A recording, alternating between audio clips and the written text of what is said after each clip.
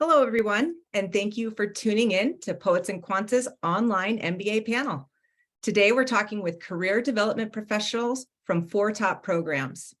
I'm your host, Christy Bleizeffer with Poets and Quants, and please feel free to use the Q&A function to submit any questions you have for our panelists. I'll do my best to get to them at the end of the session. I want to welcome our 4 panelists today, and thank you for taking the time. Well, let's dive right in. Kelly, we'll start with you. Please introduce yourself, your school, and then telling us a little bit about the careers curriculum. Of course, and that is a bit of a tongue twister, career curriculum. I totally get you. So my name is Kelly Noble. I'm our Director of Career Coaching with Career and Leadership Services. We service all of our MBA programs, but I'm here to talk to you specifically today about our MBA at UNC Online MBA program, which is actually the program that I work most closely with. I joined Kenan-Flagler in the summer of 2018 and started actually full-time working with our MBA at UNC students. I have since sort of ascended to a different role where I'm working across all 5 of our MBA formats, but I still hold a very big soft spot in my heart for our MBA at UNC students. They're actually the only students that I coach directly. So that is sort of great intro really into our careers curriculum and how we serve our MBA at UNC students. We have 4 career and leadership coaches who serve our MBA at UNC population, meaning our students have a choice of process experts. We're all generalists in terms of our coaching capacities, rather than being assigned an industry or a functional background or an area that we're only working with. Now, we've all got very different backgrounds. Many of us have business or other functional backgrounds that our students are excited to work with us on. We have folks who have worked really closely with military and transitioning service members, veterans, because we have a large proportion of our class is in that, identifies that way. We also have folks who are or have been executive leadership coaches. And so we're really trying to hit this really broad range of capabilities and things that we can coach our students on. And really that's the core of our service provision is coaching rather than advising, mentoring, or any other type of service. We are coaches, meaning we're there to help our students find clarity in what their goals are, help them identify strategies, resources that are going to help support them to execute a plan, and then keeping them and holding them accountable throughout the process. We support that with a curriculum of asynchronous material, the majority of which is available, throughout their time in the program and afterwards as alums. Things that are specific to the job search, self-exploration, and so on. We operate on a model of know yourself, know the market yourself, which I think many of us operate on probably a similar model or idea of how careers develop and grow. So all of our resources are really tied to that model and are able to serve any type of student, right? We're a really large program at UNC. Right now, I think we've got over 900 students in our MBA at UNC program. Some people are there to switch careers, completely pivot. Some are there to grow or ascend in the careers that they are already in. And others are there to sort of explore, connect, learn, and figure out what they want to do. So we provide resources, programs, and coaching for all of those students, regardless of where they are in their career.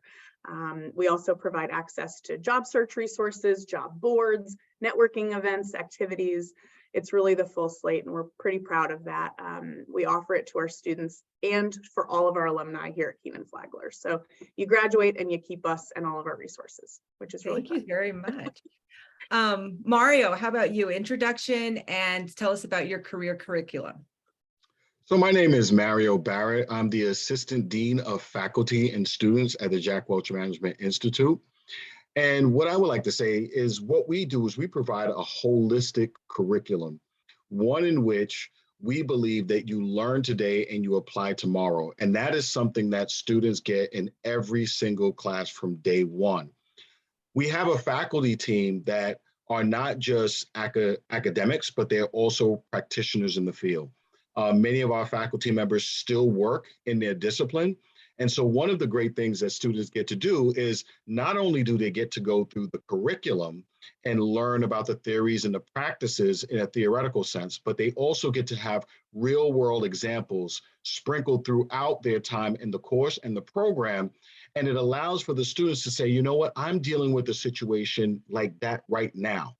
And one of the things, and I love what Kelly said about really being coaches, is that our faculty members, you know, they do serve as professors, of course, but they also serve as mentors and coaches. So we have, you know, many opportunities for students to just set up some time and have a one-on-one with their faculty members. And we strongly encourage it because that's where you get to speak to what's specifically occurring in your career, what your dreams and your aspirations are, where some of your missings are, to where a faculty member can actually say, well, you may want to look at this area of your development and work on this area. And I can tell you, it really pays off for our students because they often say that people see them differently in their careers based on what they're learning in the classroom, as well as their engagement with their fellow students, as well as their faculty members. So our whole model is really about creating a holistic experience for the student to where when they go into the workplace, they are viewed differently. You know, I want to say one last thing before I hand it back over to you. I remember when Jack Welch created this school. And one of the things that Jack said is if by the time you're done with this program, if those individuals in your career don't see you differently, don't interact with you differently, then we didn't do our job. And it's really all about transforming the student from someone who has some theories and some ideas about what they want to do in their career to having the confidence to go after what it is that they want to do and want to be in their career. Yeah, thank you so much. Valerie. Hi, yeah, nice to meet everybody. I'm Val Adams, and I'm the Senior Associate Director for Part-Time MBA Career Coaching at Michigan Ross. And I've been working with part-time students probably for about the last 7 years. Like Kelly, I started working with all different degree programs. I worked with our full-time MBAs. I worked with some of our Masters in Management students. And so it's been really interesting working with our online students and our program's fairly new. We started in 2019. So it's been really fun to sort of see how that program has grown and the different types of students that we're getting in our online program. So our curriculum, like Kelly said, we're rooted in coaching. So there are a variety of coaches that our students see throughout their time in the program. We have functionally based coaches that meet with our full-time students. So we've got a coach for consulting, we've got a coach for finance. So if someone's interested in deep diving into something like that, they're welcome to see those full-time coaches that we have, primarily full-time MBA coaches. We also have adjunct coaches. So these are Ross alumni that work with us part-time in addition to their regular jobs. And they've been really helpful with those students who are not looking at a traditional career path. They're not looking at maybe what you would think of as a career switch or kind of, wanting to do on-campus recruiting, but there's someone that wants to accelerate in their career. There's someone who maybe is up for a promotion and they really want to talk to somebody about what that is looking like, because we know the students can be in the program for a variety of years. And so things happen during that time. So the focus isn't always on what is your post-MBA role. The focus is also on what are your opportunities as you're going through the program and how can we help coach you through those opportunities. So from a curriculum standpoint, we have an online course that we launch when students enter the program. It's in a sense a go at your own pace course so that they can dive into it when they're ready. My philosophy on coaching with online students is to meet them where they are, because some are ready to jump in and look at their next career move. Some are not going to access career development for a while because they're adjusting to their full-time job, incorporating classes, all of the family obligations that they have. So we have a Canvas course for them that they work through. If somebody wants to access our on-campus recruiting process, then that course is required within a certain period of time. So we work with students to see kind of what their initial goals are in terms of how long they're going to be in the program, but then work with them to be flexible for us to be flexible and for them to be flexible as things change, as we know they do. Sometimes people graduate a little earlier, sometimes they graduate a little later. So we want to make sure that we're hitting them. But like, I think like the rest of you, our core curriculum is self-exploration. We do some career assessments. It is, figuring out what you want to do, figuring out what kind of leader you want to be. And then some more of the tactical stuff like resume writing and interview prep and whatnot. All right, thank you. Christy. Thank you. So Christy Murray, I'm the Associate Dean and Managing Director of the Georgetown McDonough Career Center. And we are very excited because we are recruiting our first online MBA program. So we've had a flexible MBA program and a full-time MBA program for decades, and excited to extend this to the online space. And one of the really interesting points I think that should be made here about our career curriculum is that we begin the summer before students start their academic degree program.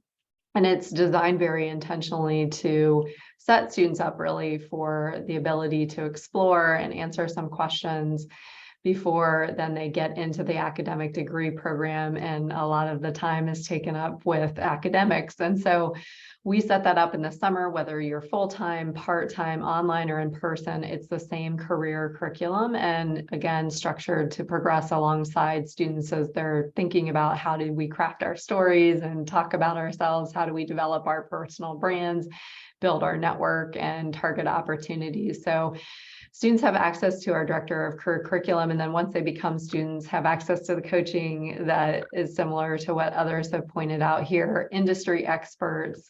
And we also have 38 career peer advisors, which are current students. So our tagline is Hoyas helping Hoyas in the career space, whether it's alumni or current students. And so those students and the alumni are an extension of our office. And then just another point to bring up is that we across McDonough aren't just thinking that career support is limited to the McDonough Career Center. We have faculty who are really supportive, especially in some of our centers of excellence, like the Steer Center for Real Estate, the Business for Impact, and the Georgetown Entrepreneurship. So the organizations are really key in helping to allow students to connect with mentors and internship opportunities and full-time jobs through those areas as well. So, well, thank you all for those great explanations and introductions to your career services. Mario, we're going to move on to you for this next question. So, an online MBA has, just a variety of students either looking to advance their current careers, switch careers, just, get a promotion to the C-suite. How do you support such a broad range of students and help guide them to the next phase? Someone mentioned this earlier. I think one of the most important things is that you as an institution, you have to meet the students where they are, right? You have to first find out what is their interest, what are their goals, where are they looking to move in terms of their career. And so once you start to have that kind of conversation, you start to really help students create a level of clarity. I can tell you in our first course in our program, we really have students immerse themselves in their own leadership development. And the first assignment that they do is what we call the leadership profile paper. And it's a paper that's totally, self-reflective. The student really goes in and they look at their life and look at key points in their life that help to shape their leadership.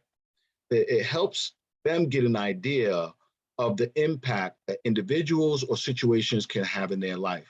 And as they're moving through the first course, they're also exposed to other areas in terms of leadership development, such as emotional intelligence, how they deal with conflict, how they make decisions. And so we also provide them with what we have as our canon, Jack Welch's leadership principles and practices, such as candor, such as trust, such as voice and dignity, such as upgrading one's team. And we look and we try to have students see where there's a missing, right? Look at their own leadership and say, okay, these are areas that I need to improve upon. And if I can improve upon those areas, all of a sudden now where I can go in terms of my career starts to open up. that position that I keep getting passed over for, all of a sudden now I show up differently to my boss, and I have different conversations to where now I'm invited into those meetings, and now I can put my name in the hat for that position and potentially get it. And when we look across our student body, 2/3 of our students get promotions, at least one promotion while they're in the program. And I tell you, it really is because they do a lot of self-reflection. They see where the gaps are, and then they start to fill in those gaps by taking the learning and applying it. And as they start to apply it, everyone starts to see them differently, and it starts to really open up those opportunities. One last point that I want to make is this. We have some students that come in and they have no idea. They think that they just want that next level promotion in their organization. And as they start to build confidence, they run right through that promotion into another promotion. And some of our students actually say, you know what? I think I want to strike out on my own and become an entrepreneur. And we provide them with those skills to be able to do that. So again, it's really about meeting the student where the student is, having those reflective conversations to where the student can be candid with him or herself to be able to say, okay, these are areas that I'm strong. These are areas where I can improve in, and then start to work on those areas so they can, again, meet their goals and dreams in terms of their careers. Yeah, very good. Valerie, same question. Sorry, I was on mute. So we similarly, students have access to our centers and institutes at Ross. So, I mean, they're often traveling from different parts of the country. So one of the things that I encourage, especially with students, is making a conscious decision about what resources they're going to access and when that's going to happen, just so that they can manage their time well. But when they do, they often do access our centers and institutes around things like positive organizational psychology, around entrepreneurship, around those things as well. So that can help them kind of think more about this knowledge that they're trying to achieve to meet their career goals. Our alumni base also is extremely helpful with them as they reach out. One of the things that we encourage right away is for students to start reaching out to not only alumni, but with current students as well, who may be doing the thing that they are aspiring to do. We have such a broad range of students across degree programs that cross-pollination can be really rewarding for students. So that's something that also helps them kind of guide them in that next phase as they go forward. As they get towards the end of their program, we offer small groups, we call them job action groups, which are there to help students kind of in that last phase of their program really take a deep dive into what that job search looks like. After, of course, they've done all of the background research and spent time really immersing themselves as much as they can in the Ross culture, which they have the opportunity to do when they come for their residency weekends. So that's those are some of the things that we're doing to help them. Thank you. Christy. So the new Flex Online MBA program will, again, provide access to the same career coaches and curriculum that are available to the on-campus students. So one note just about modalities, we've spent a lot of times in recent months really ensuring that access to our career education events and programs are available in a high quality hybrid format, so students can participate from wherever they are. Ironically, we have students who are in person on campus who often choose to come into our virtual or hybrid events virtually. So we subscribe to a one McDonough mindset. We have a lot of programs in the fall and in the spring that bring the entire community together. So an online MBA student may be in the same Zoom room with somebody in our MS in finance or MS in business analytics or full-time MBA programs. So really a good cross-networking opportunity in some of those sessions are helpful because that's part of being part of a community. And the other thing is our team is really well versed in the needs of all of the groups. So career advancers, career switchers, skill builders, entrepreneurs, there's a different pathway for everyone. Everyone comes in with a different story. And so our team is really trying to help identify how the student wants to tell their story and how to help them move forward from there. So I think the other element is the size and structure of the McDonough cohorts as an advantage here, because our programs are large enough to have a diversity of students and really backgrounds to draw from, but at the same time, we're small enough to be able to provide that customized support and really learn personally about our students. Yeah, thank you. And Kelly. So I won't repeat a lot of the things that have been said, but I co-sign a lot of these things that me and my colleagues are doing to ensure that students' needs are met and meeting them where they are, meeting a diversity of needs. One of the things that we found is really helpful is making sure that students really understand the value add of my team and what we're doing so that they see themselves in the work we're doing. And it's not just, I don't need my resume reviewed, why would I go to coaching, right? Really, it's blowing up a little bit what their perspective and their perceptions are around what we do, how we can help. So we do that in a couple of different ways. First and foremost, it's being involved in the admissions conversations pretty robustly. So, you know, making sure that folks are walking into programs with a good expectation of what, you know, the MBA at UNC process is going to be like. Being involved with individual admissions decisions so that folks can really understand, hey, I want to get, I'm looking for advancement, I'm looking for a pivot, and we're saying, hey, a residential program might be the better fit, right, for that particular pivot that you're looking to make. We're also very present and visible around things like orientation, midpoint events that we call life after core. So once you get to the point of being done with core and headed into electives, we invite all students to participate in some virtual programming that way. We offer summits on a quarterly basis that are 2 of them every year are here in Chapel Hill. 2 of them are in international locations. We just went to Zurich for the first time internationally since 2019 in September. That was fun. We're always present at those so that students really understand that we're everywhere, but also the need for us is sort of everywhere. It's not just when you're about to engage in a job search. Sometimes it's I'm having a really tough time with my boss or someone I'm managing, or I'm having trouble with this pitch deck. Can you help me? So it's having the ability to really touch base with them on a lot of different opportunities, inviting them to campus as much as we can. I'm going to say lumping them in, but welcoming our full working professional portfolio, which includes 3 executive programs on top of our MBA at UNC program, so that they're really seeing themselves as part of this community and needing and able to take advantage of our services, whatever it is that they're doing, advancing, switching, learning, building something. So it's about that visibility and ensuring that they see themselves in the work that we are doing. Great. Thank you all. Valerie, we're going to kick off with you next for our next question. What types of tools and assessments do you utilize to help students identify career opportunities that fit with their career goals and personal values? Mm-hmm.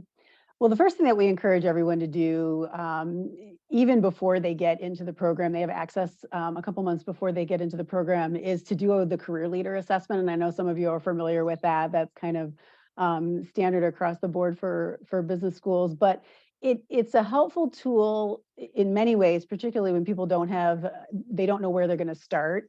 We do know that, of course, as people apply to business school, they have goals that they write in their admissions essay that might change even between the time they submit that essay and the time they get into the program. And so we need to be flexible about that and sometimes help them figure out what direction to even think about going in. So in the first 2 modules of our Canvas course, that is part of it.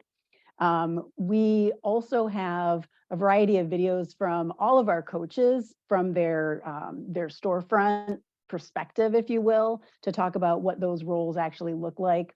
Again, we encourage people to start talking with alumni to see what those roles look like, kind of to do that primary research with the assessment and the secondary research to at least begin to focus their efforts.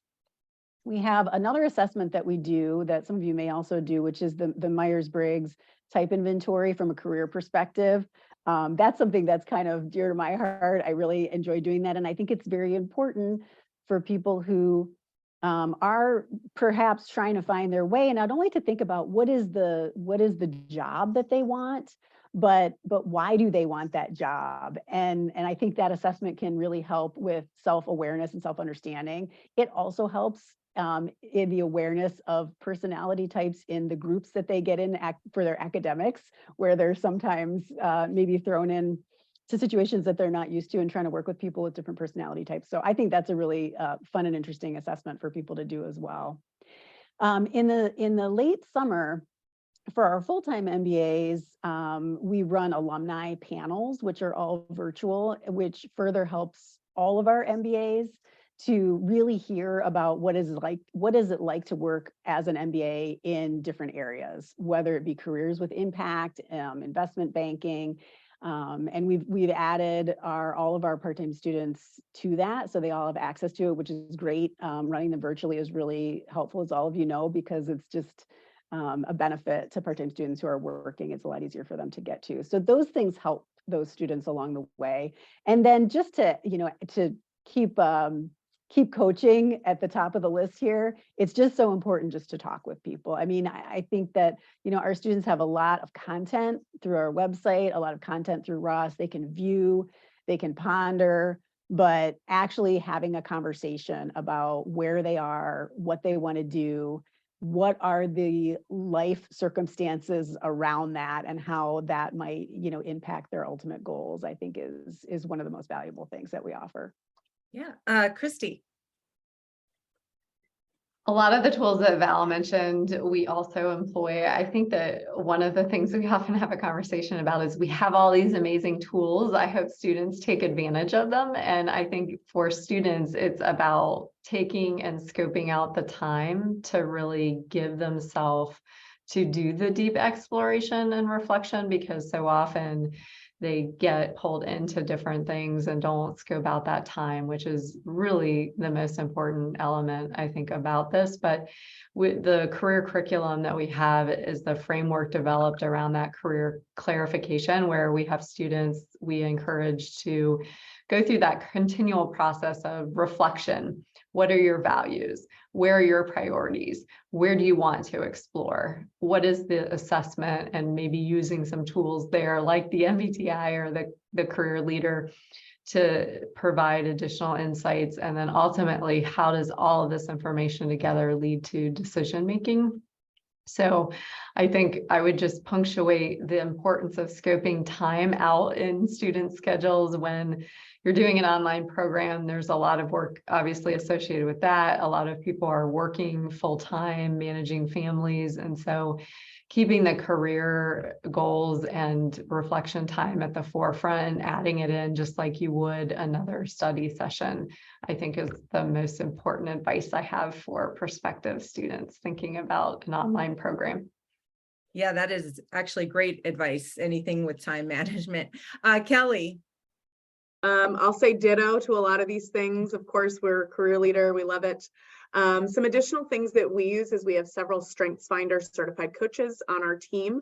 And that's something that we've offered workshops around, both in person, things that have been rooted into the curriculum actually that we've contributed that are around strengths, and debriefs for these things. We also have folks on our staff who are Design Your Life, Design Your Work Life certified. So that's a tool that we've been using for actually a couple of years now. We've offered things like crucial conversations training and certification, which we find is incredibly helpful for everybody, but for our working professional students who are frequently needing to have more higher volume of these crucial conversations when they're balancing their lives and their work. We also offer things like an emotional intelligence assessment, the Berkman method, and a lot of other different things.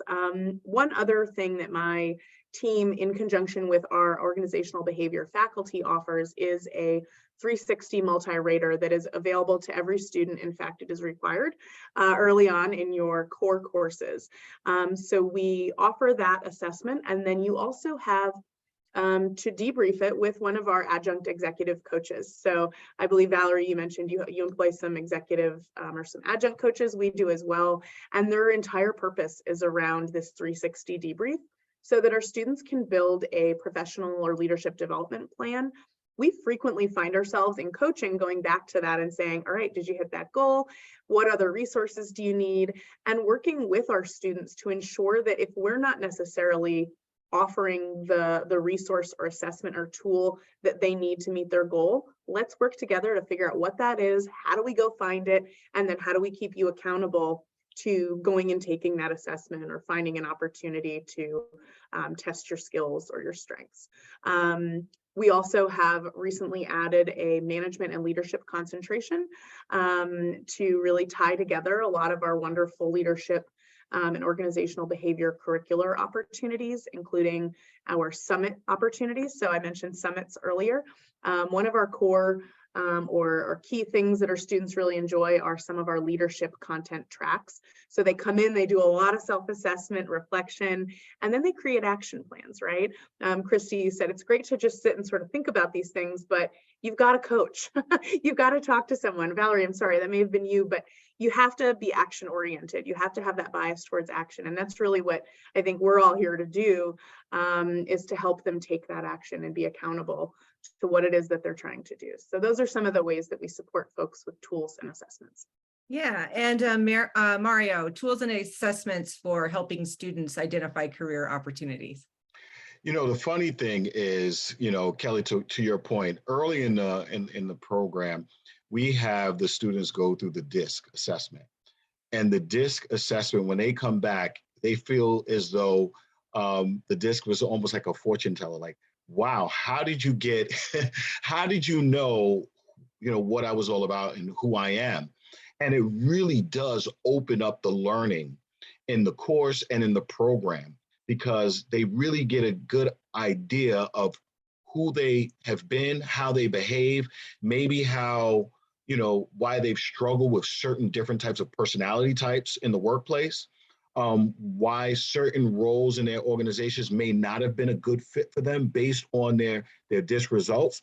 And to be able to understand not only who they are in terms of their results, but understand how they can better interact with other individuals based on their DISC results. And so it really opens things up for students and they get a real aha moment. So I cannot express the value of the assessments enough, because it really does help students. And I'm always shocked to hear how many students have never heard of a concept like emotional intelligence.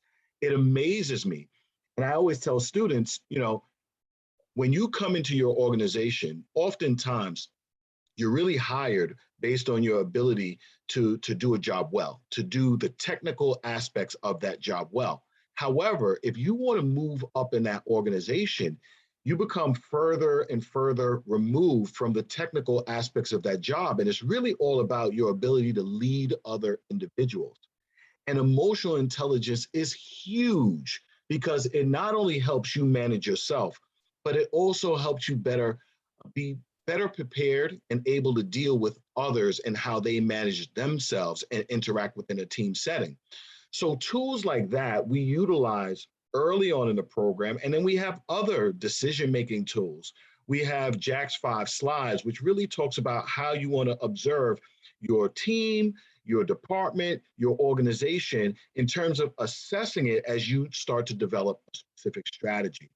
Now, how do we actually help students interact with, other students or alumni? One of the things that we have is JWMI Connect, and that is our internal LinkedIn.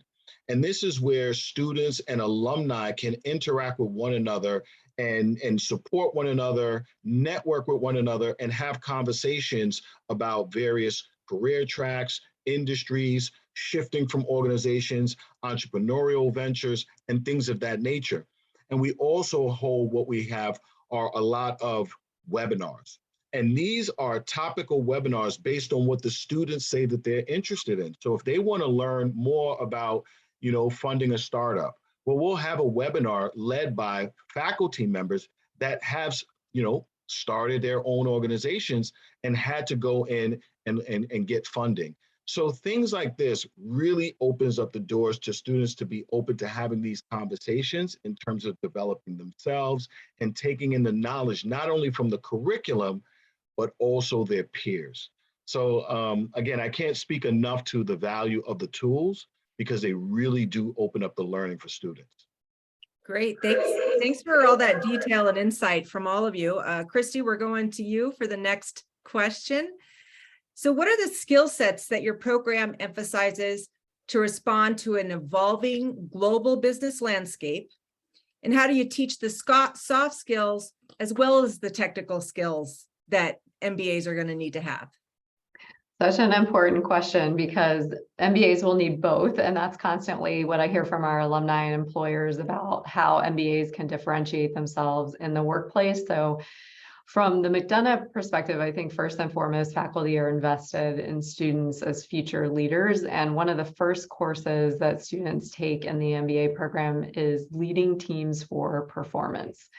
And that's where topics are talked about, like diversity and communication and emotional intelligence, how, Mario, you pointed out, and it really sets the tone for the rest of the experience. I think in tandem with that, skill building happens outside of the classroom. So the co-curricular activities, the very active student body that is here with trainings and workshops and peer learning opportunities complements that, and the student clubs run a good deal of that. So very complementary to one another. I think the other component is the MBA program at McDonough is STEM designated, so students can choose to take the STEM designated pathway, and really throughout both the STEM and non-STEM, there is a rich understanding of data and analytics that's happening in the program. And I think really students are challenged both in the classroom and outside of the classroom to grow their technical and people skills. So students are cheering one another on, and there are student clubs like Hoya Analytics that are set up to train other students how to better use different technical platforms or build on the experience they may have had coming into the program. So those are a few ways. In terms of the global orientation, every single student at McDonough in the MBA program will have access to the global business experience. And it's a core and unique aspect to the programs where they will do in-country and a on-the-ground, out-of-country experience where they're working on projects and teams. And this gives them orientation to what the global landscape looks like and connects them with the diverse faculty and students, as well as the partners that we have globally. Thank you, Kelly. Well, I would say we have some similarities there, Christy, as well. But I will say there's a heavy emphasis on class projects, study groups, things that you're doing in a group environment, because as we all know, we're not islands. So we want to make sure that that is reflected in the student work as well. And there are also a lot of sort of club opportunities and cross-program opportunities, whether it's coursework, clubs, events, activities that are open and inclusive of all of our students, or that are very specifically geared towards our working professional portfolio. We also have a heavy emphasis on the global piece as well with our summits, as I mentioned, and there was, so pre-pandemic, we had a 2 summit requirement. You had to do 2. That is currently suspended given the sort of global health climate we're still in. But students are encouraged to try to diversify their experience, not do everything here in Zoom and their wonderful little live classes, but come to campus, come to orientation and be part of this community, or go out in the world and do things like our Doing Business In programs, which are open to all of our MBA formats, participating in STAR, which is Student Teams Achieving Results, which is a student consulting project where a real company comes to us with a real problem and says, hello, real students, solve it for us. And many of those opportunities are with global companies as well. We're really seeing the piece as well. We're also a STEM designated program. All 5 of our MBA formats are. So making sure that students are prepared for what's next is really critical. I think we could probably all agree that the jobs that are going to be hot and in demand in the next 5-10 years don't exist yet. Or at their nascency. So ensuring that we're constantly evolving our curriculum and our skills to reflect what's next is critical. And finally, I'll end on this point is we are undertaking a big effort to ensure that diversity, equity, and inclusion is something that is meaningfully incorporated into everything we do. And it is not just to call out a name, some letters we're tacking on. We're going through and reevaluating how we teach, the cases we use, the ways in which we build teams and opportunities to ensure that we are equitable, inclusive, and that there is a strong sense of belonging. We want that kind of leader coming out of Kenan-Flagler. Thank you. Mario. You know, at JWMI, we have a really large international student population, and it's ever increasing. And, you know, Jack would always talk about getting, you know, all of the brains into the game. And we really do believe in, you know, having all voices be heard in the classroom. One of the things that I think is a real game changer for the online space is how you manage and how you interact in the discussion boards. We have had students come in that were generals, that have interacted with an individual that is just getting into their first management role. And you would think that that would be problematic, but it wasn't, because that general may have been so far removed from dealing with the rank and file that when he or she got into that classroom and interacted with that lower level employee, it reignited that perspective to say, now I can see what some of my employees are thinking about that I don't necessarily interact with each and every day. And for that entry level person moving into management, they can say, oh, now I get a different perspective from someone who's higher up in the chain of command in their organization. And again, so you have diversity of thought that way based on experience. You have diversity of thought based on industries, because different people come from different industries. And then the international population coming in. They always impress me because, you know, we had a situation just last term where we had a student who was struggling. You know, the student is in Ukraine, and, you know, we all know the challenges that are occurring there. And the student reached out to a faculty member and said, you know, I'm trying to get all my work done. I really want to, you know, continue on, but I'm having a little bit of difficulties. And the faculty member said, you know, I am so proud of you. I can't even believe that you're still continuing on in the educational process with everything that's going on.